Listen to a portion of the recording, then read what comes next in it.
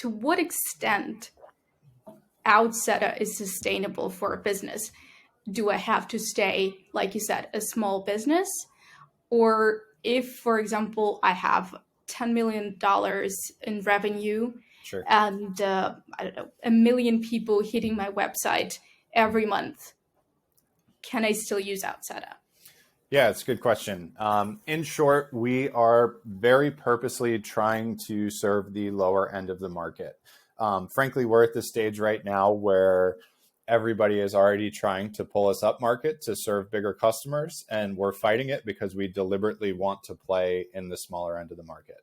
And the way that we sort of articulate that is we want to take companies from day zero to somewhere between $5 and $10 million a year in revenue. We think that's the customer journey that Outsider should be built to fulfill.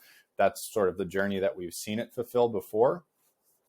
And frankly, the companies that we sort of, I'm not saying we directly compete against them, but for example, the HubSpots of the world, frankly, they want businesses that are doing $10 million a year and up. HubSpot themselves talks about sort of scale up companies today. And when you've raised that much money, when you're a publicly traded company, frankly, it's just not sort of worth your time to play in the bottom end of the market. So we're saying, let's be the best solution there.